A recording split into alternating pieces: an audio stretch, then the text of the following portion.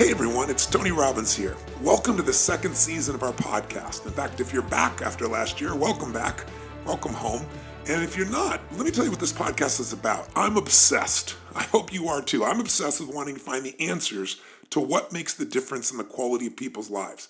I've always been fascinated to see people that have been given everything.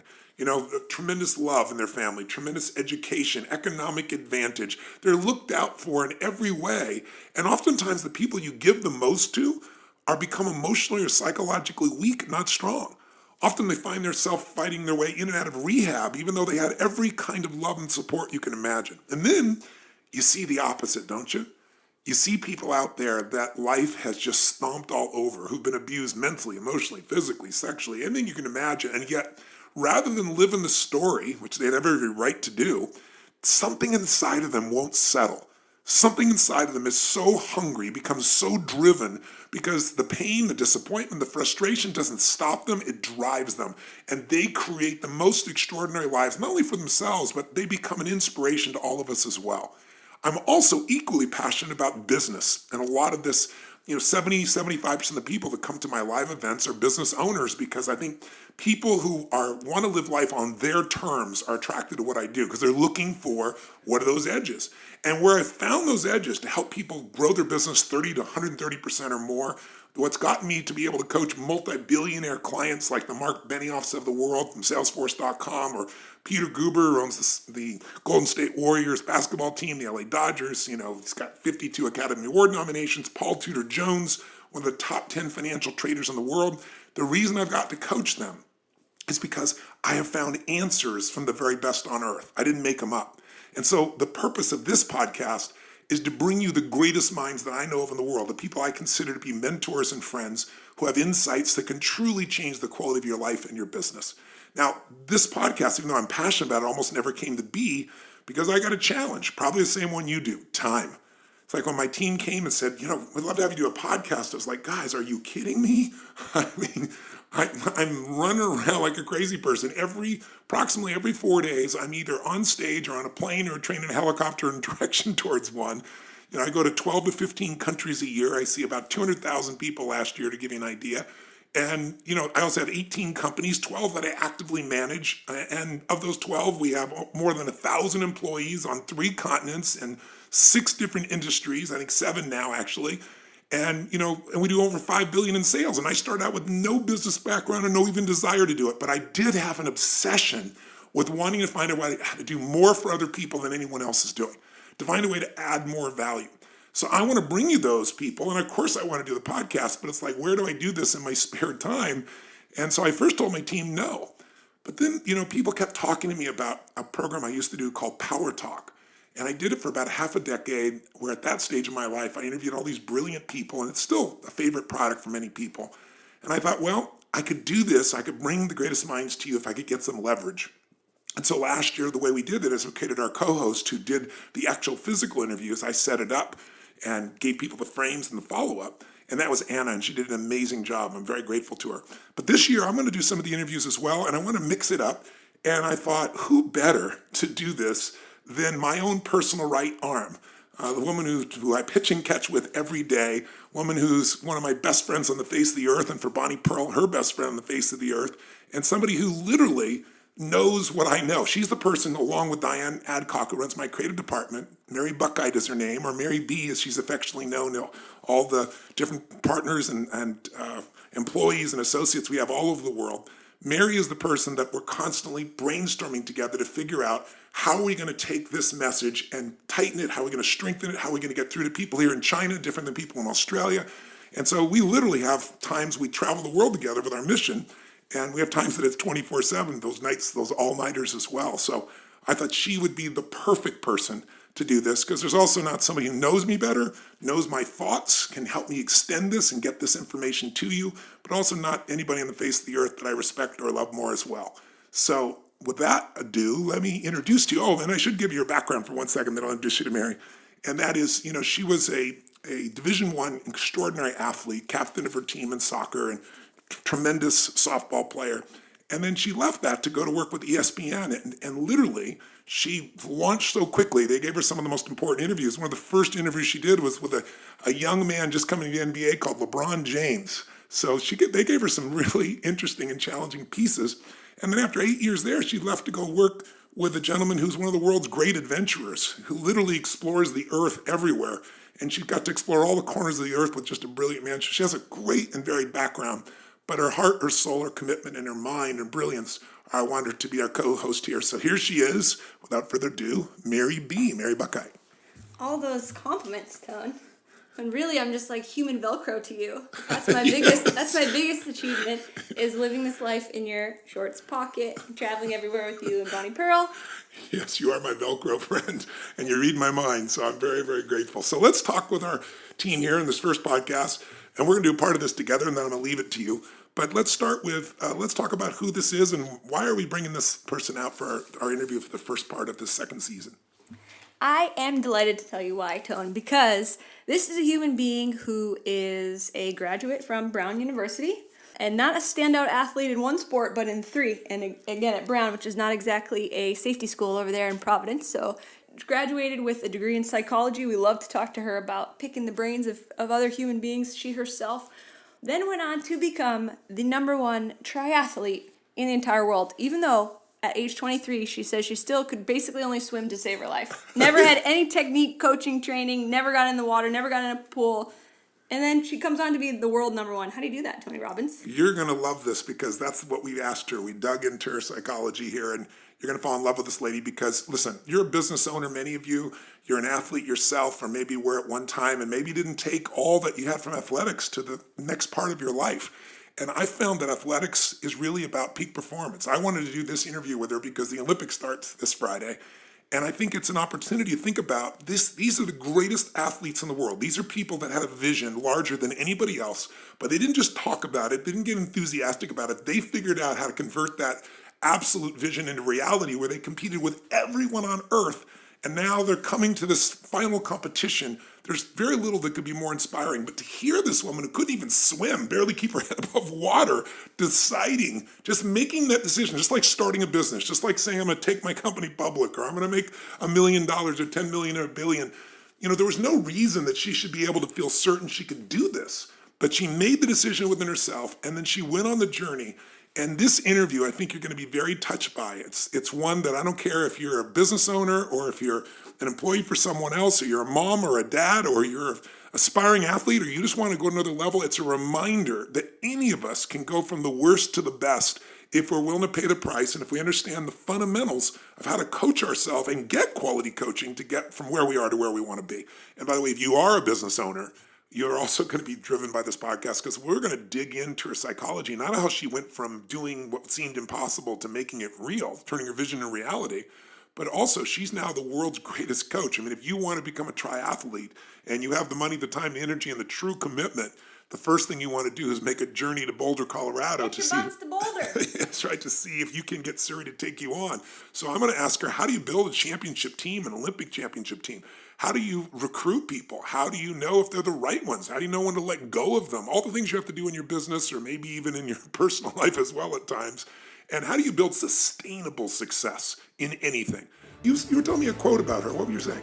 I was saying that I think that what the essence of Siri Lindley really is I was listening to an interview, watching that she did on TV, and she said she basically went from being crappy to being, in her words, on the top, basically, which is, as we know, the #1 world ranking. So if you want to go from being crappy to being #1 in the world, you better listen. Take a few notes here. What do you think, Tone? Here's the pathway. So without further ado, meet Siri Lindley. Hello? Siri? Oh my God. We have contact. Oh my goodness. Sorry for the logisticals. Oh my God, no problem. I am just, Tony, I have to say, this is like a dream come true, just hearing your voice on the other side of the phone. I seriously I can't understand if this is a dream or not, because you're highly responsible for like a lot of anything at all that I've done. Oh, you gotta that's a compliment because I've been so excited to talk to you because your history is so unique. And, you know, my whole life is about finding people that just make decisions and then make the impossible happen. And you've done that in your life multiple times. So it's really a privilege to have you on the podcast, and I really appreciate you taking the time. Oh my God, it's such a great honor. So really, thank you so much. I mean, a lot of what I learned from you helped me to have the courage to make those decisions that I had to make. So really, thank you very, very much. Well, you're very kind. You give me more credit than I deserve as all your hard work. But No. let's jump into it right away here. I've kind of done an introduction in advance of you here to kind of save you some time, but let me just repeat it for those who might just be joining. You know, you are a human being that has done things most human beings would think would be impossible. You go to Brown, you're a 3-sport athlete. Give me the genesis of this decision, because, a lot of our listeners are business owners, and they've got to make decisions where they can take what seems to be impossible and make it possible. It's the same metaphor. They've got to build teams. They've got to recruit people. They got to know who are the right people. They got to figure out how to inspire them and motivate them to follow through. They got to build a culture. You've done all that at the level called Olympics, at the level where the very best on the earth has done it, and you've done it competing against people. So I'd love to start, if we could, with a little bit of your journey. Yeah, I heard, and as I understand it, that at one stage, even though you're not a swimmer, you decided you're going to become number one in the world as a triathlete. Tell me how this comes about, and tell me the role that maybe coaching played along the way, because I know you had a pretty extraordinary coach. Yeah. Well, in the beginning, so I had been a 3-sport athlete, field hockey, ice hockey, and lacrosse at Brown University, and I loved it, and that was amazing. But there was something inside of me, I think, that I've always kind of doubted myself, and I've always been afraid and a little bit insecure. And I think part of my journey was that I needed to do something that was going to show me what I was capable of on my own without a team around me. Like as a team, you win a game and you know that you were a part of it, but you don't really know how much of an input you had towards that win. And so when I learned about triathlon, I had a friend that was doing a triathlon, and she asked me to come watch, and I had no clue what it was. And I showed up and I saw all these people of different ages and different sizes and different abilities. And I just thought it looked like the most incredible challenge. These people pushing them to the limits just to find out what they were capable of. So I started training for it, but I didn't know how to swim. The only swim I'd ever really done was swanning with my mom, which is like keeping your head out of the water, because she has this beautiful blonde hair and she didn't want to get it wet. And so she'd just like do breaststroke with her head out of the water. So when I got in the pool the first time and I had told my friend, look, I really want to do triathlon, she took one look at me and thought, oh God, this is going to be a big project. I didn't really tell anyone how far I wanted to go or what I was dreaming of. But as time went by, and I had been training for a few months, and I was a complete disaster basically in all 3, I just knew, in my heart and in my gut that I had to do this, and I had to take this as far as I could possibly go. And I told my mom that I wanted to be the best in the world. Which is crazy. She kind of laughed at me because she had seen me practicing. So when your mom doesn't believe in you, it's not very promising. Exactly. So that was a little scary for me, but I thought, no, I'm still going to do it. And I flew out to Colorado. I'd been living in Massachusetts at the time, and I flew all the way out to Colorado because I wanted to do a race where no one knew me. And I did this race, and the first thing, they line you up and you have to kind of put yourself in the group of your same ability. But I had no idea about what swim times were or what 100 meters was. And so they asked me, what lane are you in? And I said, I don't know. And I was getting all nervous, and all these people were lining up behind me. And they said, you've got to tell me, are you a 120 per 100, 130 per 100, 140? And I'm like, I don't know, just 120. And I got myself in this lane because I didn't understand what that meant. And oh my God, it was like all these amazing swimmers with these like triangular backs, and they looked so fit. But I was such a dork at the time, and I still am, that I was so eager to have my best race that I just stood right up at the front of all these, gods with these triangular backs, and started the race in front of them and got absolutely pummeled on the swim. And it was just like, it was the scariest thing, but it was awesome because after about half this swim was done in a pool, and so I was just getting pummeled every time they went by me. But the great thing was that when I was only halfway through my swim, they were all done. So I actually had the whole thing to myself. I was just so excited. My mom standing on the side of the pool with my spandex pants, which again, terrible mistake. I'm trying to get in my spandex pants and I'm all wet. So I get on my bike and I'm hammering away on this, heavy 100-pound bike, but loving it. And, but people are looking at me funny because I'm grunting and groaning and obviously don't know what I'm doing. And I get off on the run, and I was thinking, okay, I'm used to this. I run up and down a field in field hockey and lacrosse. I'm just going to do what I do out there. And I was just doing these flat out 100-meter sprints as hard as I could go, to the point that gagging and I'm huffing and puffing.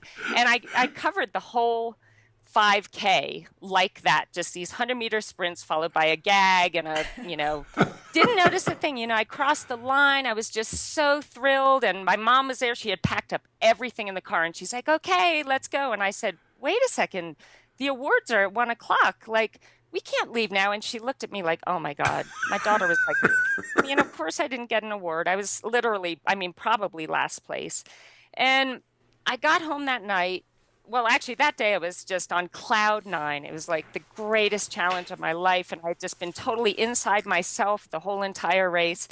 But that night I got in bed and I closed my eyes, and suddenly all the disgusted looks on the people's faces, like watching me, like, oh my God, why is that girl even trying to do this? Like, look at her. That's so embarrassing. And oh my God, she's got a spandex pant halfway down her leg and the other one up by her, and all the faces that I didn't really pay attention to during the race, but suddenly they were all flooding back into my mind. And I just broke down in tears. I was so upset. And I went into my mom's bedroom and I woke her up and I'm bawling. And she said, I know, honey, it's okay. Like, there's so many things that you're good at. Don't worry about it. I have never wanted anything so bad in my life. Wow. And it was in that moment that I just, in stating it to her, I already knew in my heart. But there was just something about being so terrible at something, and all my insecurity, I was able to put it away during the race, but it all kind of came back with the looks on people's faces and that memory. And that actually really, really motivated me to just want to become, first of all, just proficient in this sport that I so desperately wanted to be good at. Well, you just hit on, when people ask me what is the single most important ingredient of the most successful people I've ever met in the world, and everybody wants to know, like, what's the one thing? And of course, life, it's never just one thing. But if you had to pick one, I don't care if it's, Sir Richard Branson or Serena Williams or Hugh Jackman or anybody who's the best in the world at what they do, it's hunger. And you just described that again. I always share with people, intelligence is so incredibly valuable. Physical strength and skill is so valuable. But there are a lot of intelligent people who can't fight their way out of a paper bag. It's that hunger that makes you just go far beyond anything you can imagine. Where does that hunger come from in you, do you think? I think it comes from, for whatever reasons in my early life, lacking the confidence, feeling like I wasn't really important enough, and almost feeling like I didn't belong in this world because I wasn't good enough, or there was no reason for me being there. It's kind of, obviously, as kids, the things we go through and how we perceive the things that we go through really affect our perception of ourselves. And but so many people, can I interject for you that series? So many people will look at that and they'll be destroyed by it. It's like disappointment either destroys you or drives you, right? And for most people, they let it destroy them. What is it in you that, in spite of all that pain, I understand the pain that helped to drive you, but why did you convert into drive as opposed to giving up, which is what most people do? I think I was just so desperate to feel good and to feel safe in my own body and to feel like I belonged. And I was just desperate to be happy. I wanted something different than the way that I felt. I was so uncomfortable in my own skin and so uncomfortable in the world that I was in. And I didn't want to live that way anymore. Like I knew that there was a better way. And sometimes, unfortunately, you watch people, like I have a sister who I love so much, but we went through the same stuff growing up, but we made different choices. You got And, it. and Yeah. sometimes I feel guilty in a way that, I've been so blessed in my life, but I do feel that it is a choice. You have to make that decision. I don't want to feel bad anymore, It's beautiful. and yeah, so that's where the hunger came from. And it was more just, I mean, first and foremost, wanting to just appreciate and like myself, Yeah. So and yeah. feeling safe because I didn't really feel safe, in my life anywhere else. And I at least wanted to feel safe in my own skin. Wow. I think, for women especially, most men have no clue. I ask men very often in seminars, how many of you have been worried for your safety at one point in the last 6 months? And usually I get three hands, maybe five hands in a room of 8,000, 10,000 people. I ask women, how many of you have had a concern for your safety in the last 6 months? 99% of the room raises their hand. And so it's interesting that you converted this. So what you felt this sense of, is it the strength that gave you the safety? It was the sense of mastery? I'm just curious. I think, I don't know that I went into the sport saying this is what I'm going to get out of it. Got it. I know that at the time, I was living my life out of a place of fear all the time.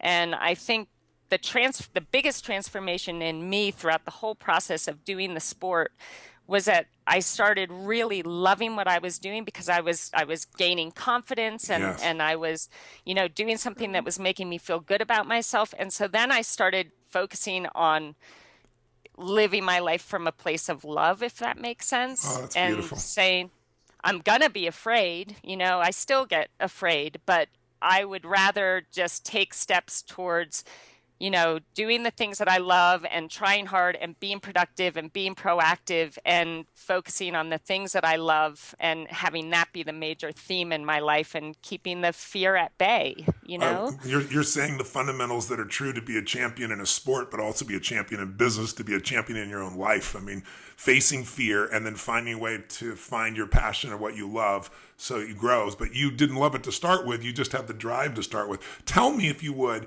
I know you had a very special coach. Tell me the role the coach played, and did you ever think this is going to be impossible? I mean, you made this decisive decision, but tell me a little bit about what the road was like, the training road for this, because most people, I think, overestimate what they're going to do in a year, and they underestimate what they can do in a half a decade or a decade or a couple decades in life and in business.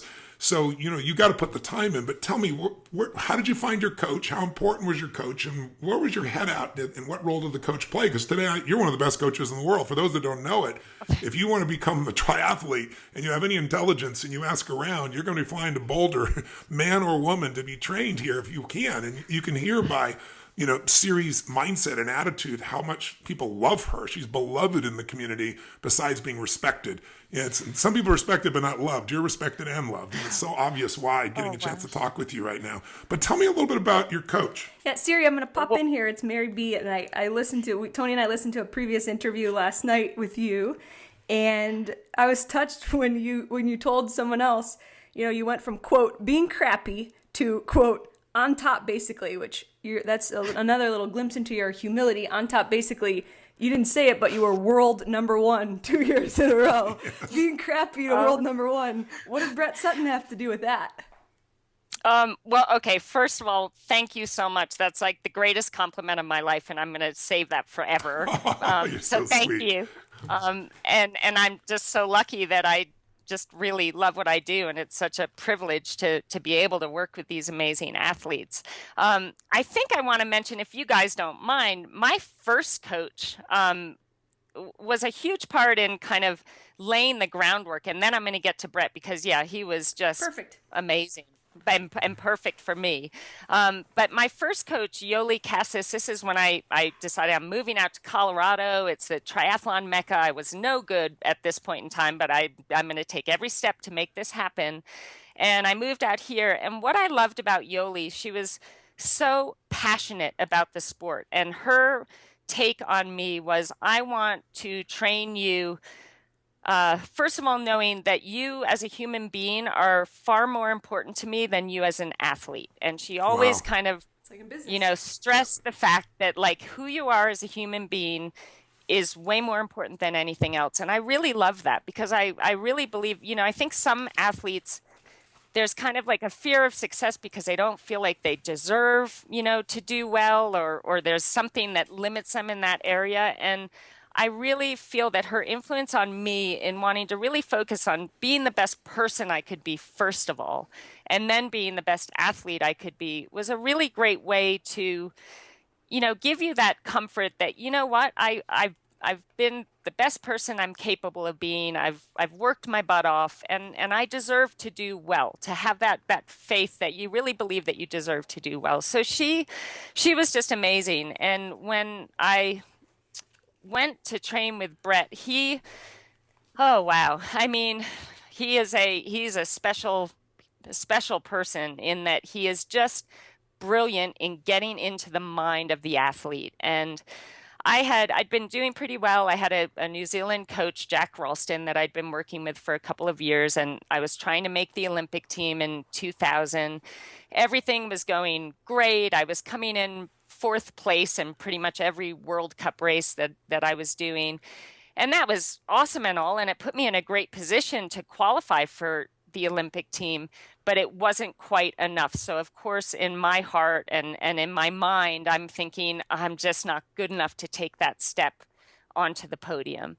And so I started, well, actually, I should tell you that the Olympic trials came along and I was the second ranked American, and everybody thought it was going to be a sure thing that I made the Olympic team. And I'd moved to Australia and lived like a monk for 6 months all by myself in an apartment. I was on this kick that I thought, I'm going to be my strongest if I know that I've done all of this on my own. There's no support You're one team. of us, Sarah. You're one of us.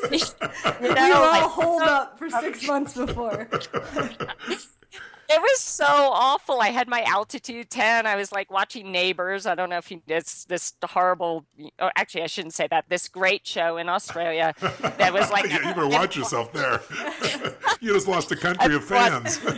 And I love Australia. But no, it was a show that entertained me every night. And I'd eat my dinner. I'd get in my altitude tent and I would visualize the perfect race. Every single night, my goal was for 365 days, I was going to visualize the perfect race on the exact course that the Olympic trials were going to be on. And the problem with that, I mean, there's a lot of problems with this whole scenario.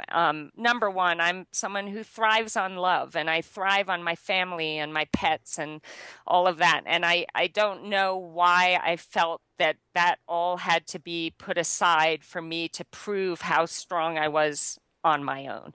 But I did that, and I felt like I needed to do that at the time.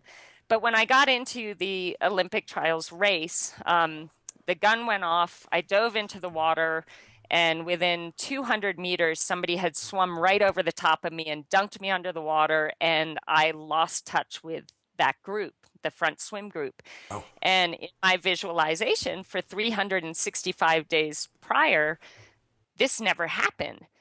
I literally choked. I mean, I was swimming as hard as I could and not even moving. Came out of the water near last. I got on the bike, which at the time I was feeling the strongest I'd ever been on the bike. I was just dropping further and further back. So as hard as I was going nowhere. And this was a really pivotal moment for me because, after the race, everyone's like, what happened? Are you sick? Did you have a flat tire? And I knew in this moment it was so important for me to be accountable to me and to acknowledge what really happened. And that was that I choked. I had made this race the be all end all for me. It was everything I ever dreamed of. Was just purely focused on me and making the team, and it was too much. And, it just got the best of me, and I froze, and that was my Olympics. I didn't qualify. Well, I qualified as an alternate, but I wanted so much more than that. But I think in acknowledging what happened, that really allowed me to move forward. If I had tried to fool myself and make up an excuse as to why things went wrong, I think I just would have, I wouldn't have gotten any better. So I acknowledged that I choked, and at that point, another one of the athletes that I used to race against, Loretta Harrop, who's Australian and watches Neighbors, she felt really bad for me. I think she knew how badly I wanted it, and she wrote me a letter and said, "Look, if you come and train with my squad and my coach, I know he can turn things around for you and help you achieve what you deserve to achieve." And so I wrote him right away. I thought, wow, this is an incredible, honor to be invited. And I wrote him, and all I got back was, I'm, you need to get here in 1 week to Switzerland. I'm the boss. I'm going to think for you. And, I don't know, I should have it in front of me to read it. It was very powerful. It was very scary. And so I flew home to the United States and literally, packed my bags and moved out to Switzerland to train with Brett Sutton. And here's the incredible, like I'd been training, I thought I had been training hard, but it was nothing like when I got there. And I think what he wanted to do with me, and maybe I'll explain if you guys are willing to listen to like my first couple of days. Yes. If I make. Yeah, please. Because what you're describing is this idea that so many people have the delusion of it. I always say the difference between a wantrepreneur, wantrepreneur versus an entrepreneur is they all think their ideas are what matter. They think that if I just visualize, that's enough. And you and I both know visualization is an important part of training, but that's not enough. I mean, if this visualization didn't come close, if you don't back up your affirmation with discipline, you're deluding yourself. And it sounds like this entered you into a whole nother realm. And every business person I know usually gets into business with the purest heart, with a clear visualization, with a great dream to help and save the world, or, bring a product or service there and make a difference. But those ideas are not enough. Ideas are, a dime a dozen. It's the people that can execute, right? The people that can get themselves to do the things no one else does. And that's what you had to do. So when you started training with him, did it look, what was your mindset? I think I saw a video or an interview, one of them with you a week ago, where you were describing it, that what he was wanting to do the impossible. Is my memory right about that? Like every single day. I mean, the first day, none of my bags arrived, only my bike. And so I'd been on the plane for 10 hours. We had a 2-hour drive. I arrived and he said, "Put your bike together. You're doing a wind trainer session downstairs with Loretta Harrop." And I said, "Oh, well, Brett, I don't have any clothes. Like, I literally just have the clothes that I traveled in." And he said, "Well, you have your bike, so there's nothing stopping you. Get your bike set up and go downstairs. I'll see you there in 30 minutes. And so I had to go down in my travel clothes and my Converse shoes and got on my bike and had to do this 2-hour, like, horrendous bike session. And the horrible thing was, I got down there and I'm like, "Oh, cool, Loretta's here. I can feel like a little safe because my friend's here." And I walked into that room. She didn't even look up at me. She had her head down. She's hammering away on the turbo, doesn't even say hello, doesn't like laugh at the fact that I'm in my travel clothes riding my bike. She just ignored me because she was in the middle of the session. And I'm like, Sure. "Oh my God, I'm so Taking scared." every ounce of herself just to get through it, probably, right? Yeah. And I guess, that's what I learned. That's how we do things. It's laser focus. You do the session, you get it done. So I did that session. Then it was time to go to bed. I mean, this was pretty late in the afternoon. So I woke up the next morning and the plan was we're going to ride 25 kilometers down the mountain to the 50-meter pool. And I thought, oh, cool, great. I can see if my bike's if my bike's working. We drive down to the pool, and I had been used to swimming maybe 3,000 meters a day swimming, and I thought I was doing a great job. Well, we did 6.5K, so 6,500 meters that day. It was all hard. Everyone was faster than me. And I thought, oh my God, I'm going to die. But I was like, okay, I can have a nice breakfast after this. We're going to drive home and I can relax. And so we get out of the pool, I shower, I get changed, I come out and I turn to Loretta and I'm like, where's Brett and where's the van? And she said, "Oh no, we ride home. This is our bikes, our transportation. We ride home." And I'm like, oh my God, up that mountain. And she said, "Yeah, don't worry about it. Go with Jane. She sucks. Go with Jane."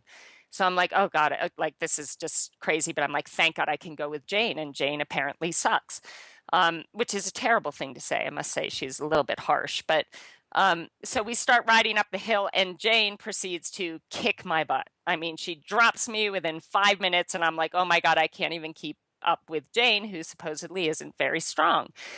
So we ride 25K back and that took, about an hour and a half because it was just up this huge mountain. I get home, I get in the bath, I eat a big lunch, and there's a knock on the door, and it's Brett again. And I'm like, oh my God, like I'm going to die if he asks me to do anything else. And he said, it's time to run. So come on upstairs. I'll meet you in 10 minutes. We're leaving then. So I go upstairs. I've got my big water bottle. I put it on top of the car, and I'd forgotten something down in my apartment. So I ran downstairs and came back up, and my water bottle it had like one sip left in it. And I was like, guys, who drank my water?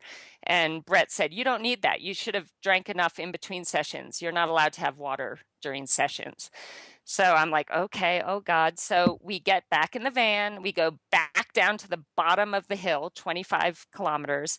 And he says, okay, everybody out, lets us out of the car. And he said, I'll see you back at home. And we had to run up that mountain 25 kilometers on the same day when I had done more than I've probably ever done in one single day. So I got home that night eventually, hours later. And now when I look back, I think, oh, I must have felt so exhilarated, but I was like terrified. I'm like, this is my first day. There's no like getting over the travel. Like he's just giving it to me. And I called home to my mom and, she answered the phone and all she could hear on my side was, and I was just crying on the other side of the phone. And she said, listen, if you can't hack it, come home, but just do your best and see how it goes. Well, so that day, we basically every day after that was nearly exactly the same kind of a challenge that seemed so impossible and scared me to death where I'd be shaking before the session. But each day I was able to finish it and I was able to accomplish whatever task he laid in front of me. And what was so brilliant about that was that what he was doing is he knew that every day he was scaring me to death. But he also knew that every day I stepped up to the challenge and I did what he asked and I was successful in overcoming that fear and making it happen. And I tell you, that was just the most powerful thing I could have ever received from that experience because my problem was I didn't think I was tough enough. I didn't think I was strong enough or, brave enough to make these amazing things happen. But over a 3-month period of time, I was proving to myself through his guiding me that I could. And that was incredibly powerful. So I'm very grateful for the experience. Siri, one of the things that you just outlined for me was an important distinction that I want people to have, which is so often in life, people don't begin something because they just don't believe it's possible. Something inside of you wanted this. You had this hunger that in spite of your fears and your uncertainties pushed you through. But one of the things I try to tell people is a belief is a poor substitute for an experience. Right? You had your beliefs about what was possible, and then you get a hold of the right coach and he gives you some experiences. Now, to your credit, most people would give up. You just continue to push yourself through, but you develop more and more, not just physical muscle and speed and strength, but the mental side has to have been a transformation. How would you describe the difference between you today as a human being, as an athlete, as a coach, compared to what you were like before you went through that transformation with him?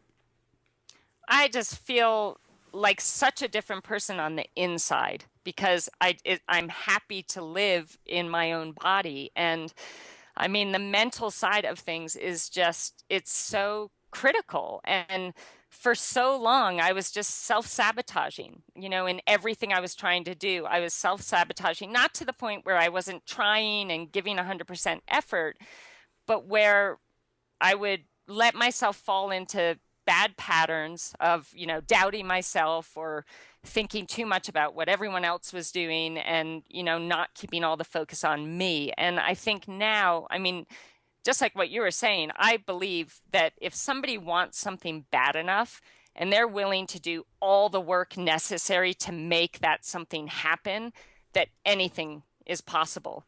And I believe that with all my heart, because I'm living proof of that.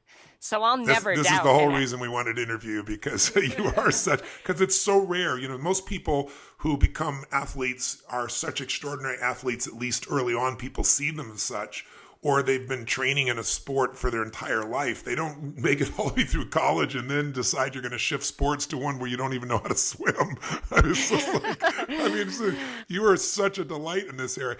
There's this quote by Michelangelo, and it's, I saw the angel in the marble, and I carved until I set it free. Yes. And as a coach now, I use that quote every time I'm thinking about taking on an athlete that wants to be coached. And right away, I put that quote in my head and I think, do I see the potential in this person? Even it's like looking at me when I first started the sport as like this disaster who had no skill whatsoever. But if I could just feel something or see something that would give me that vision that I believed in. And I think that we all have that ability to have a vision for ourselves in our future. And then it becomes about making the choice to make that happen, to do whatever it takes to make that happen. And that means facing your fears. It means, breaking patterns that always, lead you the wrong direction. It's a matter of, changing the things in your life that need to be changed to set you up for success and to be okay with failing. Everybody has this fear of failure, but the way I see it, every time I failed miserably, I grew so much and it made me better able to achieve greater things in my future. So you almost need that failure. I'm not saying, I want failure for my athletes, but I think we grow so much more through the failures than we do the successes. And so being okay with failing and understanding that that's, 2 steps back, 3 steps forward, is crucial. What you're talking about is exactly the same for the business owner. That's, their capacity to be able to face their fears, their capacity to step back up from all the disappointments, their capacity to, compete in the marketplace and lose and still get back up. I mean, you and I both know that's everything. But I think so many people relate to athletics, but they don't relate it back to their own lives very often. They just look at you as this super extraordinary human being. But you're bringing up another question that I want the listeners who own businesses or are part of anything. One of the things we have to do is decide who we're going to spend time with. And in business, we got to decide who we're going to hire. And so, what do you think that he saw in you there back in Australia that was making him willing to bring you on, even though, quote, by your description, you're a disaster? He must have saw something else. And what is that thing? If you're looking for someone, you're going to decide you're going to commit to coach them. You're going to bring them into your company, so to speak. How do you know they're the right person? What criteria? What are you searching for? Well, you say you feel that spark. Tell us what that looks like. What do you think he saw in you? Have you ever asked him? And what are you looking for to make your choices about who you're going to bring into, your family, so to speak? Yeah. So I finally asked him actually after I retired. I said, Brett, why in the world would you take on someone like me? And he said, Siri, I was watching you do a race in Australia. You were in probably 42nd place and you're in the last 400 meters of the 10K run. And you were absolutely killing yourself trying to catch 41st place. Wow. He said, I saw that and I thought, I want to coach that girl because it's that hunger. And and I guess he felt, the fact that I was in 42nd, that I didn't just think, oh, my race is over. This stinks. I'm in 42nd place. But it was like, no, I can be better than 42nd. Yeah. I want to go for 41st. Yeah. And so it's that hunger and it's that, that desire. I think, I tell my athletes when they go out to do the biggest race, of the year, like the Ironman World Championships in Kona, I say, all we want today is for you to go out there and try to be better than you were yesterday and to race your race and be the best that you can be in as many moments as possible. And if they do that, success is inevitable because you're not thinking about, oh my God, I'm halfway on the bike and I'm in, 20th place, my race is over. You're just in the moment. You're making the most out of every single moment. You're executing to the best of your ability. You're staying positive and enthusiastic, and you're just looking to have your best performance on that day.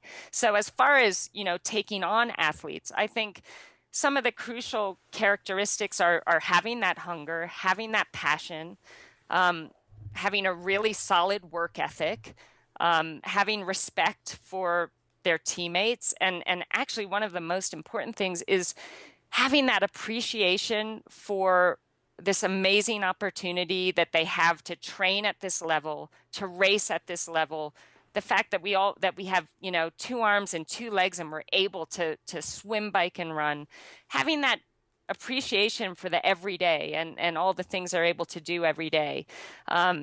Because I think that's key. It's feeling like what we're doing is actually, it's a great privilege to be able to do this. I know what was my main motivator in races after I started training with Brett, and something that changed, you know, how I went into races. I had been feeling so thankful for these incredible gifts, and those gifts, not physical gifts, because I obviously didn't really have them in the beginning, but the desire I had and the willingness to suffer out there and the willingness to push myself to my limits and the opportunity to do so. And I felt so grateful to whatever God you believe in or whatever entity you believe in. I felt so grateful. And what I was so desperate to show my appreciation for that to the entity that I believe in, that I said to myself, the best way I can show my thanks is to go out there, and when the gun goes off, I give it everything I have, that I am recognizing my abilities and my talents and my gifts, and I'm going to use them to the fullest to celebrate them and show how much I appreciate the fact that they're mine. And that changed everything for me, because it wasn't about, I have to make this team, I have to win this race, I have to make a paycheck. It was about, I just want to show my thanks for what I've been blessed with or what I've worked hard for, and the fact that I'm able to do this. And I really actually, now that I'm able to be a little pickier in choosing who I want on my team, I want that kind of perspective. And it doesn't make anybody weaker. It doesn't make anyone, you know, less tough or less relentless out there. It just is a much more positive environment to work in. Plus, I believe. You know what you do is you become proud of yourself as a human being. So often you hear people talk about, I have no self-esteem because of what people said to me when I was a child or something. And I was like, It's so convenient you remember those things and you forget the good things. But here's the truth. Someone could tell you your whole life you're beautiful and you're magical and you're skillful, and you can still not believe in yourself. And someone can tell you you're a total piece of you know what, and you can say, screw you, I'm going to show you who you are.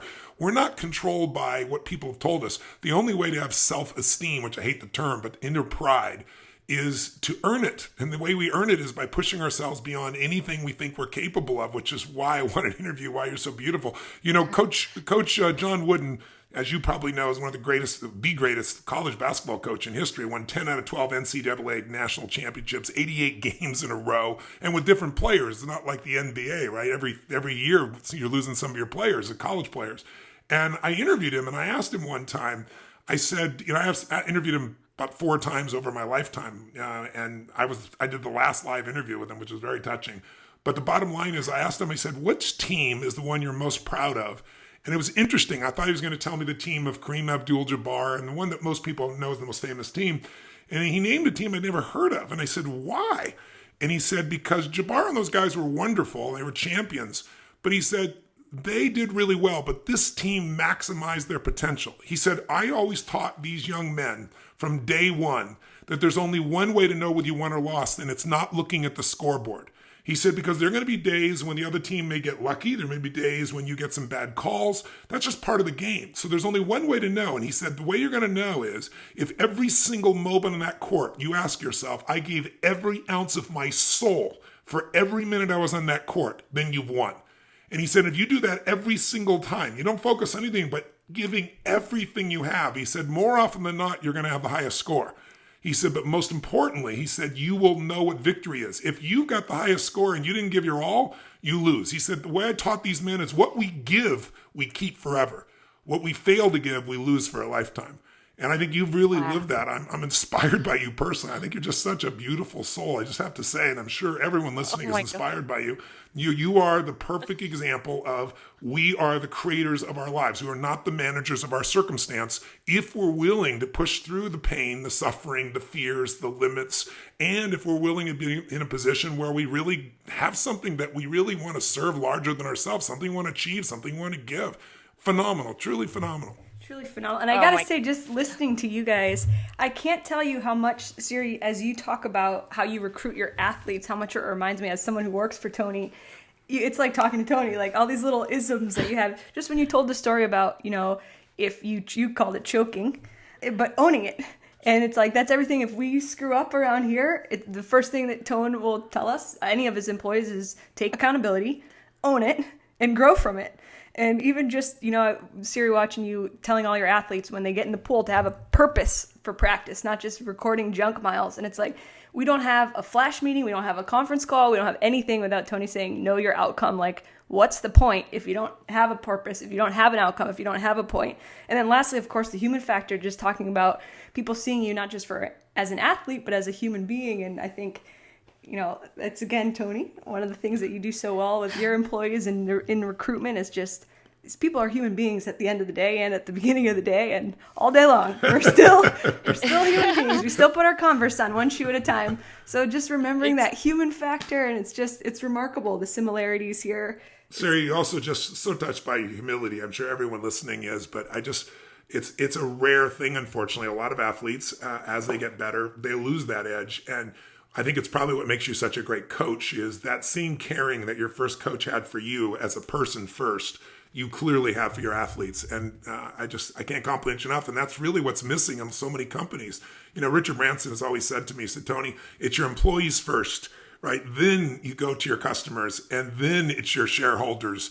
And that's got to be the order in business as well. And I think when people fall in love with their clients or customers, when they decide they want to do more for them than anybody else, when they become as committed to that, being number one only happens in business when you find a way to do more for others than anybody else is doing. When you add more value, the value that people really desire.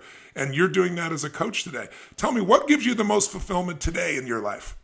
Well, this is incredibly fulfilling. And first of all, thank you for all the kind words. And seriously, Tony, I mean, so much of it is from your guidance with the books of yours that I have read. I mean, I can't stress enough just how much they changed my life. And I don't even know what to say. You guys are just being so nice, but I'm incredibly grateful to be here talking to you. So now I've forgotten the question. That's okay. Just saying, tell me to, what gives you the most juice? What are you most passionate about? What are you most fulfilled by at this stage of your life? And, how is it different than when you were competing? Because that's another challenge for, just to give you an idea, business owners, one of the challenges they have is often they become a business operator. They're so doing everything in the business that they lose sight of the vision. They lose sight of what they're doing, and they never grow the business. You can go, to give you a metaphor, to a hamburger stand. You can come back 20 years later and the same guy's got one hamburger stand, and then somebody else has grown 100 of them, right? And maybe sold them. Yeah. They had a different vision, right? They didn't stop at some place. So I'm just curious. I know you've never stopped. I'm curious, what's different for you today? What fulfills you most today? What are you most passionate about today? And how is it different than when you were competing? In other words, instead of just running my business day to day, maybe I can elevate to a different level where I have more freedoms in my life, but I'm still really fulfilled. I'm still kicking butt. I'm just looking for that metaphor or that example in you in this area. Yeah, I think when I was racing, I was still finding myself and I didn't really know who I was. And when I won my first world championship, I could have retired right then and there because there was something that told me I found what I'm looking for. And that was my faith in myself and confidence and strength. But I kept going because I didn't want to be a fluke and I was just embracing the incredible opportunity. And when I first started coaching, I mean, there was still, now I've gone into this whole new area where I'm guiding these athletes. And when an athlete comes to me, it's like they have their dream and they're basically like putting it in my hands and saying, I trust you to help me achieve this dream. And when I know what my dream meant to me, it was like everything to me. So I think it's such an incredible privilege when an athlete trusts you with theirs. And so what continues to inspire me today, as it did 10 years ago or 11 years ago when I started coaching and as an athlete, was just wanting to be the best that I can be every single day, not just for me, but for these amazing athletes that have entrusted me with their dreams. And I feel, I'm asking them to perform at higher and higher levels every year because the level of our sport keeps getting better and better. And if I'm asking that of them, then I need to up my game each year too.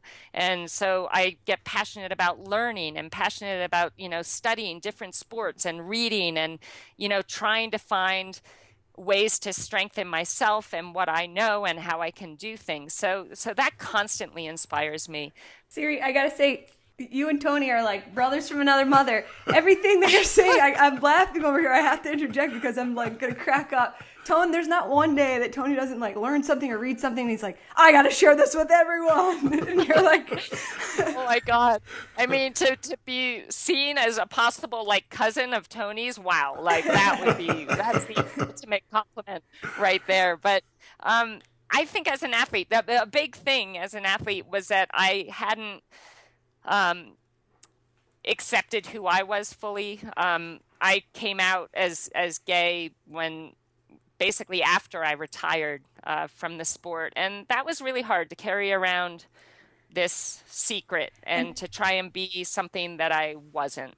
And then, I met my now wife, Rebecca Keat, and fell madly in love with her. Oh, And that's who's a friend awesome. of mine who's also just as wonderful as you. I have to just say, I'd be remiss if I didn't say what a doll Rebecca is. yes, she is, we had known each other for 15 years, but obviously, we were at times in our lives where we didn't even really look at each other in any way except, wow, I just love that girl. She makes me happy. She makes me laugh and, can't wait to see her at the next race.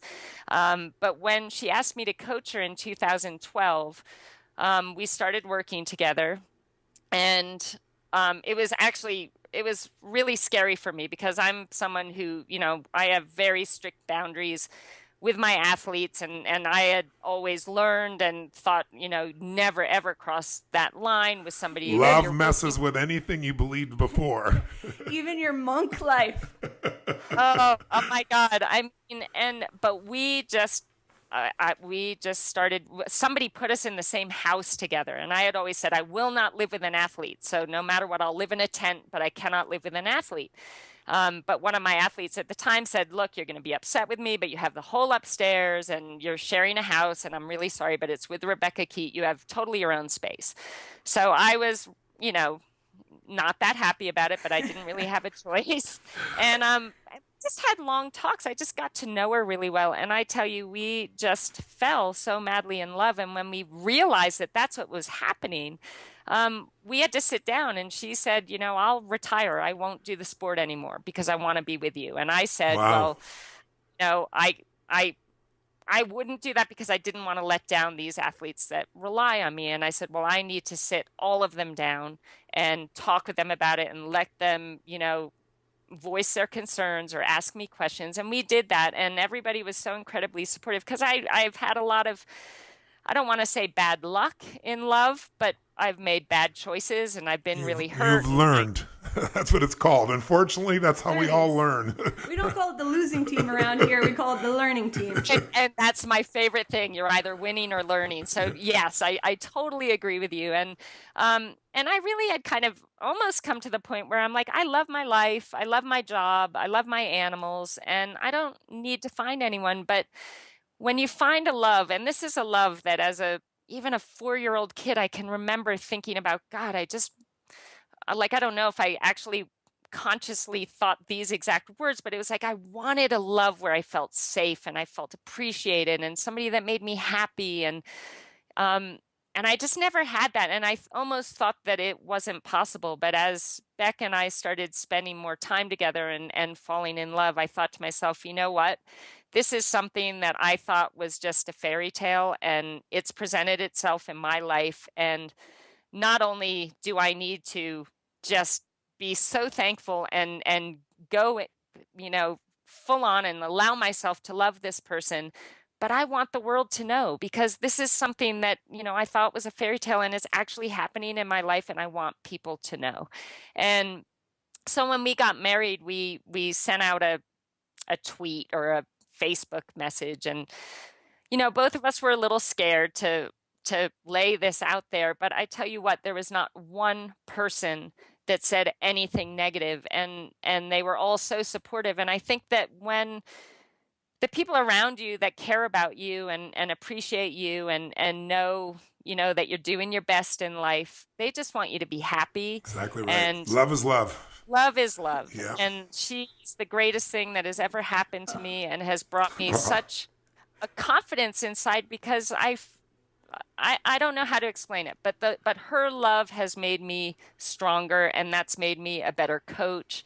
and that's made me a better example for the athletes I do coach, and I'm so grateful for that. So another thing I'm just so excited about is being married, which I never thought I would be, and being Wow. able to share dreams and goals with someone who is so motivated and so passionate about life, and we share all the same, dreams and loves. And so that's something I'm very grateful for. And I think it makes a point too. I think sometimes people in business or people in sport, they think that it has to be all about work or all about the sport. And if they do anything else, it's going to lessen their power in that area. I think I've found that the more I kind of take care of myself too, Yes. the better coach I am for my athletes. That the times when I have just been all just fully, it's all about them and I can wait, I'm not going to take care of myself. They come first. I'm actually doing a better job now because I'm taking care of me and I show up at work, excited and creative and clear in my head. And I just feel it makes you better at whatever it is you're doing in your life if you really are taking care of yourself too. It leads to a confidence and just an inner power that really does get noticed with the people that you're working with. Okay, you couldn't have a better life story. First you figure out that you're the worst in the world at something you at least think. You then figure the journey and how to become the best. You then follow other people to become the best at what they do. And in the end, you get the love of your life. Get the girl. Get the I got girl. more to say if I wasn't crying my eyes out over here, Siri. Jeez. Oh But not only do you get do- the girl, more importantly, you get the understanding that that feeling of love, that feeling of joy, that feeling of being fully alive is a gift inside you to give to others. And you can't give to others what you don't already have inside. And you've been able to give other people the things in the sport side, and you've been such a love. It's so obvious just who you are as a person. And I'm sure that's a giant part of why you're able to coach people so effectively, because they feel so cared for by you that they'll find a better place, a deeper place inside themselves because they feel you found it inside of them.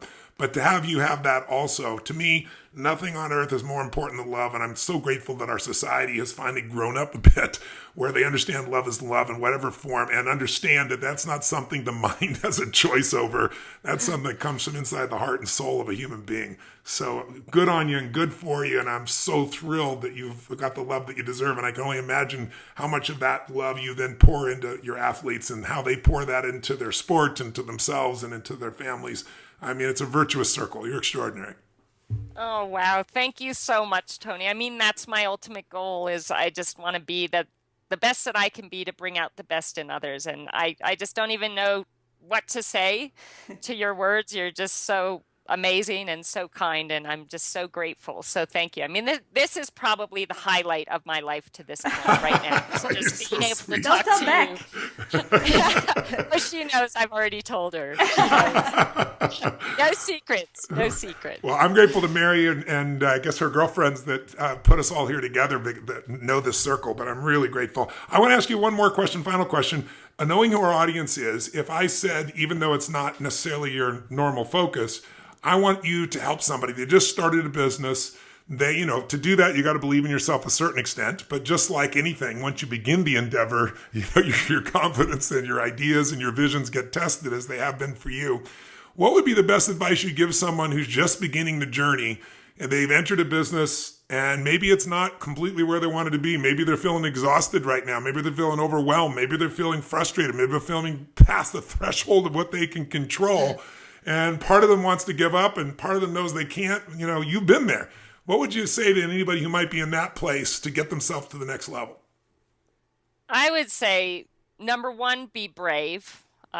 Number two, which is so important, be relentless. Be brave meaning do what you're afraid of, or give us your definition of being brave. Yeah, so be brave, even though you feel afraid or you feel uncertain, that uncertainty is a great catalyst to making things happen. So get comfortable with the uncertainty and be brave, knowing that if you're going to put in everything you have towards making this work, it will happen. But you need to be resilient. And you need to be relentless. Resilience means being able to accept when you get knocked down and pick yourself back up again right away and still have faith and keep believing that what you're doing is going to pay off. Because one thing I found in my life, it's been the biggest struggles and the hardest things that I've had to do that have led to the most incredible, if you want to call it, victories. And I've never actually had a great victory where everything went perfectly. So Me either. It's such an important point. That's so true. never. And so, Never. be resilient, get knocked down, but you get right back up again and be relentless in your pursuit of making this happen because it will happen. And I believe that the universe, on purpose kind of makes it harder for you to find out if you really have what it takes to follow through with what you want to be doing. So, be brave, which also means believe in yourself, believe in your vision, be relentless, be resilient, and embrace the process. There's no greater gift, I think, than for me being able to look back at where I started. We were just talking about the other day, Tone, about how people, a secret to look at how far you've come, that gap of how far you've come, instead of the gap that I think people That's a good often thing. look at. That's a good thing for our listeners maybe to catch on to. Mary and I were talking, brand bouncing ideas back and forth, how to get it across to people that a lot of people in life spend their life in so much stress and they don't feel fulfilled because the gap they focus on is the gap between where they are and where they want to be. And that's useful to look at, right? Because it can motivate us, it can drive us. But if you only live there, you don't have the same level of strength and inner resiliency because you can't build on failure. In the beginning, you're not good at things, right? If you're honest with yourself, Exactly. none of us were good in the beginning. And then what happens is gradually you can swap to a different gap and you can gap back. And what I tend to do is make sure that I look back and go, can you believe this is where we are now? And I gap backwards to where I started. And I go, my first speech, was the biggest disaster in the world. My first time trying to start a little company. My first time trying to do this, trying to figure out how, I could make, $1,000 being able to do something. And I just got $1 million to speak for 3 hours. It's like, there's a bit of a gap there. But if I got forward only, then I'm always feeling like I'm not where I should be. And that puts people where they're achieving, but they're not fulfilled. And I think what I have left this conversation with you, Siri, besides even more respect for you and even more love for you, is that you have figured out achievement and fulfillment. And I think that's the piece that business owners, athletes, average human beings have forgotten. Our society promotes to achieve, and we push so hard to achieve. And a lot of people get there and then they go, is this all there is? I can't tell you how many Academy Award nominees, how many billionaire businessmen, and they call me in to, quote, help them with some aspect of their business. And what I discover is I'm a Trojan horse. I'm going to give them what they want for their business, but what they need is to be fulfilled. They need to feel joy in life. They need to feel a sense of ecstasy and gratitude and a sense that their life has purpose and meaning. And what you've managed to do is not only achieve, but you've managed to also find that deep level of love and fulfillment and purpose. And what I love about you is that you're helping your athletes, just like John Wooden did, to become better human beings. I mean, there is no greater gift any of us can do is to be a better human being. And then through our pain and our lessons to hopefully make it easier for others, show them a pathway that shortens the amount of time. Maybe we can help them compress decades into days or weeks or months or years as opposed to decades. And you're such a model of that. So I hope everyone listening here has been as touched by you as I've been. You're like my John Wooden, Siri. You're like, for all of our nieces and daughters and all the girls and women out there, former college athletes. Also, it's just so beautiful to hear. People always talk about, you play your heart out, you play the best 4 years of your life, and then you graduate, and that's it. Like, what are you going to do? Go play slow pitch somewhere in a league? Like, that's the end. And just to see what you've done with your life and the fulfillment that you found and how you found it, it's just such a lesson that I really do hope especially young girls and hear and take away from you, and it's so important. What I'm just so touched by and what you and Tony have alluded to are just how you both kind of don't believe in failure. Whenever I hear people ask Tony, what do you consider your greatest failure? He says, again, from a place of humility, it's not that I don't have any failures, it's that I don't see them as failures because it's just an opportunity to grow. And I hear you, and your language is just so similar to that. I know, so you come out of Brown, ice hockey, field hockey, and lacrosse. It sounds like your lacrosse was your love. You try out for Team USA lacrosse and don't make the final cut, which as an athlete, like just reading like that, not making a cut, especially as athletes, is just, I can't even read the words without getting that pit in my stomach, like, the don't make the cut pit in your gut. It's just like, we've all been there. And it's just heartbreaking. So first, how do you rebound from that? Just like a business owner having to rebound from 2008, how do you rebound from that? Yeah, that was devastating because it really was this great love of mine. I loved the sport of lacrosse and I was passionate about it and I my dream at that point in time was to make the USA team. But I didn't make the cut and I think the biggest disappointment of all, and I think this is just the kind of person that I was at the time, is I was more disappointed in myself that I didn't keep just playing on my club team and working on my skills and getting better and trying harder and go back again and try and make it the following year. And but then I give myself a little credit and I say maybe that just wasn't my destiny because obviously, when I started triathlon, it was so clear that I had such a long way to go. But I still kept fighting for that. Was that the fact that I didn't try and I was disappointed in myself for not trying again in lacrosse, or was it that I was now ready because this is the path that I was really meant to have this journey on. So yeah, it was devastating, but I think the fact that I knew, there's nothing worse than starting something and not finishing, like you have a race and you quit.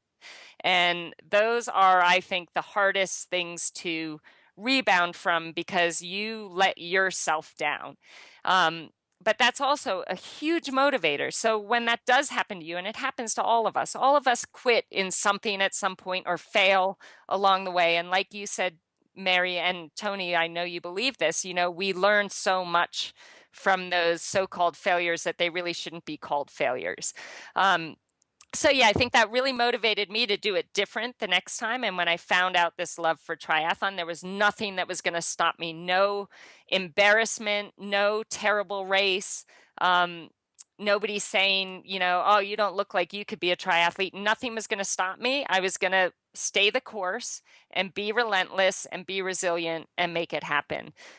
So again, I think not making the team was one of the best things that could have ever happened to me. You're a better woman than I, Siri, because I tried out for the USA baseball team, made a bunch of cuts, didn't make the final cut, and my way out was, at the time I was writing a story for ESPN about it, so I kind of rationalized, like, after crying my eyes out of like, oh, I didn't make the final cut. Then I was like, fine, I'm just going to be a journalist, which led me to you, Tony, I'm so there. grateful. Yeah. I'm grateful for that path. You find the right path. You find the path that you're meant to be on, Absolutely. one way or another. Oh my God. And you're doing amazing things now. So that was like meant to be. And look at the amazing stuff you're doing now. So yeah, you put me to shame in a lot of ways. Trust me. I just wanted to ask you about your Polo Sport Ralph Lauren sponsorship that came, as we look at kind of the arc of your life from the standout college athlete, and then you moved to Worcester, Mass, which I have been to, and I'll tell you what, it's not the most scenic place in Massachusetts, the state that I love, but you moved to Worcester, Mass to work at the YMCA, and then down the road, you're getting this sponsorship opportunity from Ralph Lauren, so you just, again, like the arc of that, the heroic kind of build up to where you are. But still, even that had its challenges, and maybe you could speak to that a little bit. Absolutely. Well, I had moved to Worcester. I actually had been coaching field hockey and lacrosse for a year at Princeton University and then a year at Lehigh University. And my move to Worcester was actually because I had a lot of friends that were gay that lived in Worcester. And it was the only place where I felt kind of safe and felt like I had a little bit of a community of people that I could be me and just like talk freely about who I was. So I got this actually amazing job at the YMCA. And with that came a lot of really down to earth, amazing people that supported me and supported my dream of doing triathlon. So that all was just a brilliant gift. When I hadn't quite made it yet. I had turned professional in 1996. I didn't feel I was ready to turn pro, but one of my greatest heroes in the sport, Karen Smyers, who's a multiple world champion, said, Siri, you're ready. Just don't be afraid. Do it. So I turned pro, and one of my college lacrosse teammates actually was working at Ralph Lauren and was running the RLX part of that company, which was the polo sport. And they were putting together like a mountain bike team and a triathlon team. Actually, her idea was a triathlon team because she knew I was doing triathlon. And she said, Siri, I'm going to really try and put this together and make this happen. It ended up being this unbelievable deal. Our sport has very little money in it. You can't really make a rich living in this sport. And that's, the people that are doing it because they find it so incredibly challenging and they love it so much that it doesn't really matter what they can make from it. It's more about what the sport does for them on the inside. And so my friend got me on this team, and because I wasn't very good at the time, and there was another athlete, Tim DeBoom, who also was kind of at the same stage I was as far as, decent. We had potential, but we'd not really done anything significant yet. So they put together this contract that was just unheard of in our sport. I mean, incredible bonuses. If you win a world championship, they're going to, equal the prize money. And at that time, it was like $20,000 to win a world championship. So suddenly now, if you win a world championship, you're making $40,000. And if you won no, but that was huge, Yes. Just Huge. massive. And if you win a race, they would, equal the prize money. And most races were $6,000 to win it at the time. So I just looked at this, and they were giving you shoes and a bike and running shoes and swim gear, everything you could possibly need. What was the catch? Oh, well, right. So it was all under this RLX umbrella. And I was so excited and felt so incredibly like, wow, I'm so lucky. I went for my interview in New York City, and I was so excited to see my friend. That went great. But I sat down with the person that was in charge of the team, and he didn't outright say what the point of this story is, but he said to me, okay, two things, very important. You need to grow your hair long, and you need to get a boyfriend. He said, everyone on this team is either married or has a boyfriend, and we just need to, maintain that family image. And oh boy. Right at the time, obviously, I had been living in Worcester, and I was finally really kind of building confidence enough. I turned pro, building confidence enough to walk out of that closet for the first time. To be you. But I left to be me, which was really just was starting to feel so good. But I tell you what, I walked out of that meeting, and I walked straight back into the closet and slammed the door shut behind me. And I For how grew long? my hair. Oh, I mean, the rest of my career, basically. And I went so far back into the closet that by the time I retired from the sport, I actually got engaged to a man the year after I retired. And because I was still in that kind of brainwashed into thinking this is who I need to be. Ultimately, what happened with RLX is, they didn't expect either me or Tim to do as well as we did. And we both won a world championship that year, and we won a lot of races, and this was totally unexpected. But that's what happens when you actually get support, that really can help you move forward. And they, after that year, the following year, they said, oh, there's a clause in the contract where we can, get out of this agreement whenever we want. And they actually sent that to me in November. So that kind of meant that going into the year where I was the current world champion, I had no sponsors. So that was fun as well.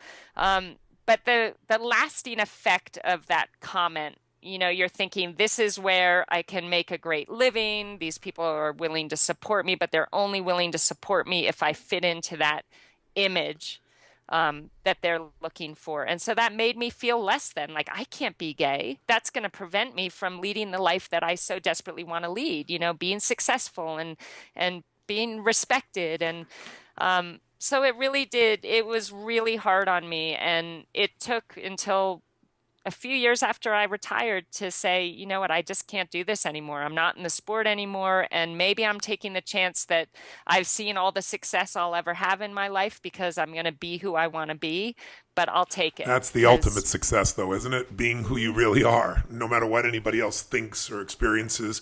I mean, what would be your advice? I mean, this just kills me to see human beings who, have to hide who they are. And then, unfortunately, more and more in the United States and other parts of the world, we're seeing a change. There's plenty of parts of the world where, you can put to death for something of this nature. It's just, human beings being human beings. It's insane. But what would your advice be here today to someone who is struggling with, coming out? Would you do it the same way again, after 10 years of, going backwards? And would you go through that? Would you step up? What advice would you give? And I can't wait to hear it, Siri, because I have to say I sat in Tony's Unleash the Power Within seminar in 2006. That was my introduction. And there's a process where you write down your limiting beliefs, the Dickens process. And Tony kind of tells a story of his previous limiting beliefs of, everyone, the generalized limiting beliefs of humanity. Either I'm too young or I'm too old or I don't have enough money or I don't have the resources and for me, I was sitting in there and you write it down in your notebook and then you share with the person next to you. And I remember thinking like, my biggest limiting belief or one of them is like, I'm gay. Like I can't be like this to either my family or my future employers or like, and then I was like, I can't even write this in my notebook because after I write it down, I'm going to have to share with the guy next to me. And I don't even know if I am really ready to like have this be a conversation.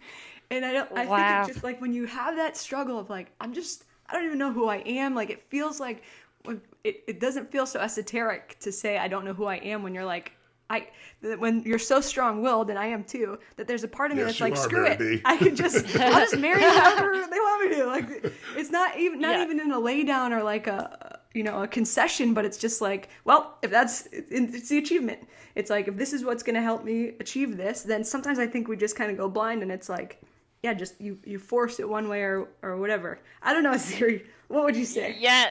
Well, you're so right. And in a sense, we're rejecting ourselves in that moment and pretending to be something that we're not. But I would totally do it differently now. But I think that it was so important that I did go through that because, I think it's my duty now that I am where I am to share that with people that are willing to listen. And I think that my story can hopefully help other people feel a lot more confident in being who they are. Because one thing I found, and you can even see it in like amazing people, Ellen DeGeneres is someone that I just look up to. And once she came out. Yeah, we love Ellen. She's a dear friend. No, stop it. Oh my God. Well, she's just like my most favorite celebrity in the world. But to see her, she went through that. She came out, she lost her TV show, went through kind of, I imagine, a tough time. But look at her now, and I feel that when we accept ourselves for who we are, and when we decide, you know what, I'm going to celebrate who I am and be who I am and not let anyone tell me that they don't agree with it. I feel like at that point, when you're willing to give yourself that kind of credit and have the courage to be you, that you can achieve so much more.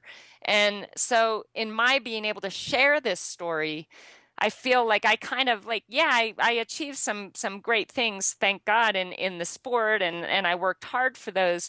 But I feel like your possibilities in your life and what you're capable of achieving become so much greater when you are free and you can be you and you can be authentic and you can, really give all of yourself to the people you choose to have around you and the people that you are, sharing life with. So I think so maybe I wouldn't change the way I went through it, but but I like being able to, I'm writing, actually my book is coming out in September. And one of the things I really wanted to put in that is that how we were in our past doesn't have to be our story forever. Like, you may be in a place that you're not proud of. I wasn't proud of the fact that I was completely in the closet and literally brainwashed myself to actually get engaged to be married to a man when I knew I was gay. But, I finally found the courage in due time to be me, and I changed what my life looked like. I didn't have to live that life. I didn't have to be scared. I didn't have to be shy. I didn't have to lie and say, yeah, I love me, whatever. By being me, I felt like I suddenly had way more ability to achieve the things I really dreamed of, then Doesn't it really free up energy inside you that now can be redeployed? The energy that's constantly monitoring to try and make yourself safe or make yourself be in the right place. My experience is, doesn't it unleash that energy for other things? It completely unleashed the power within me. Like, seriously, honestly, it takes, and for me, I'm generally a pretty anxious person, or at least I really used to be. And yeah, having to hide and having to think about what you're saying to this person and how you talk to that person, it's exhausting.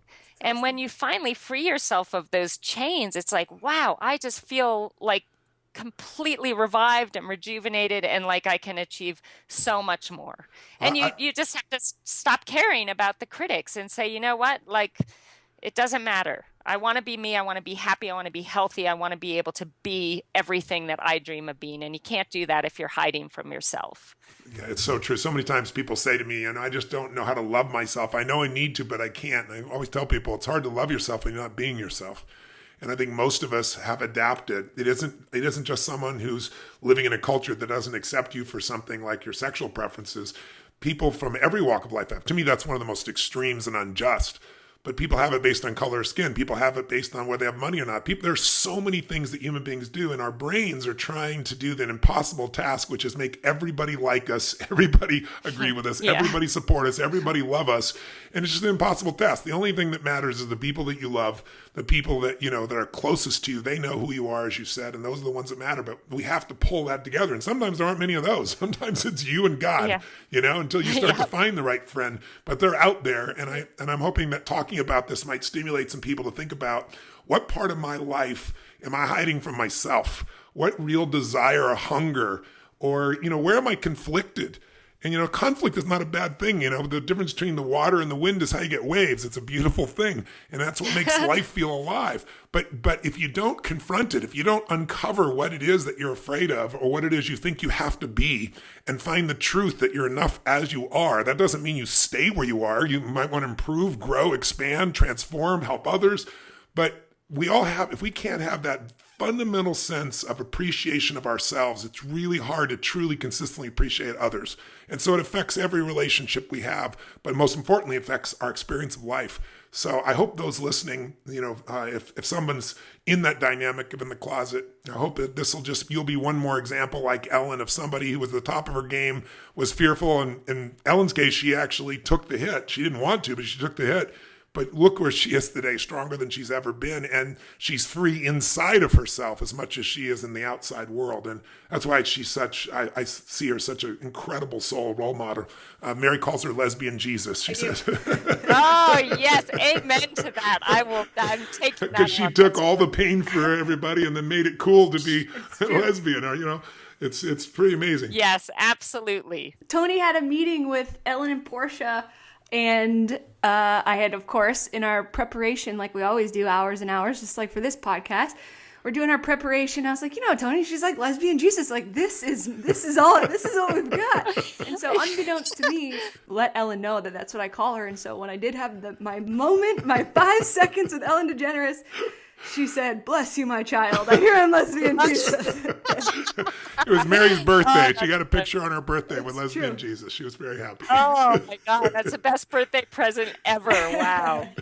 I love it. So thank you for the gift of your example and the gift of all you pushed yourself through, and all the hard work and all the pain and all the joy that you've brought to so many people watching your victories and watching you grow. And I'm really glad that we have a ticket to your life where we got a little insight today. It's really touched us and inspired us. Oh, well, thank you so much. It was such an honor, and thank you for your continual inspiration and leadership. I mean, you've changed a lot of lives, and I'm one of those lives. So I really am thankful, Tony and Mary. It's so awesome to meet you, and I really hope that I can hopefully inspire some people out there. That would really make me happy.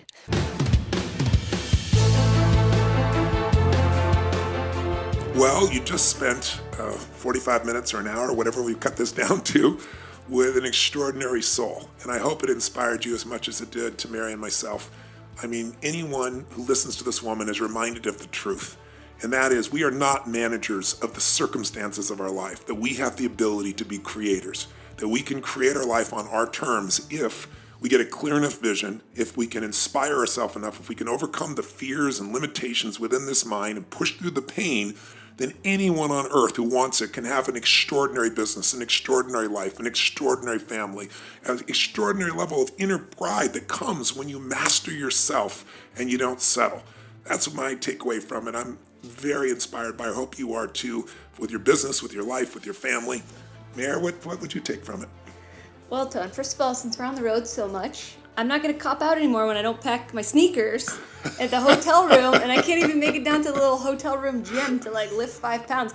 This chick on her Converse in Switzerland biking for 42 kilometers. I don't even know how long that is. Yes. So that struck me, of course, and then this idea of like just get comfortable with being yourself. Yes. Being who you are, not who anybody thinks you should be, tells you to be, has conditioned you to be.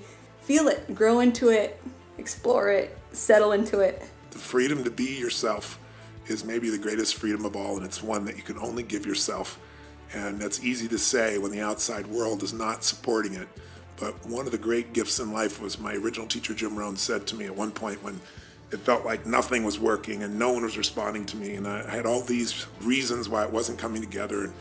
And he just looked at me and he said, Tony, if you will continue to love, if you will continue to grow, if you will continue to give, your gifts will make room for you. And we all have gifts. And it's beautiful to see this woman's gifts. And I hope her gifts have inspired you to reclaim more of them today, every day, and to create the life that you deserve. God bless. We'll look forward to seeing you at the next episode of the podcast. Till then, live strong and live with passion. Are you ready to create real, lasting change in your life? Whether you're looking to make a massive breakthrough in your business, your relationship, your career, your health, or anything else in your personal life, Unleash the Power Within can help you unlock and unleash the forces inside of you and let you create the quality of life you desire and deserve. Learn more about UPW and how you can surpass your own limitations to achieve every goal you've ever wanted by visiting www.tonyrobbins.com/unleashed. Carrie Song is our executive producer. Strategy and distribution by Anna Jorg and Tyler Culbertson. Jamie Carvajal and Adriel De La Torre are our digital editors. Copyright Robbins Research International.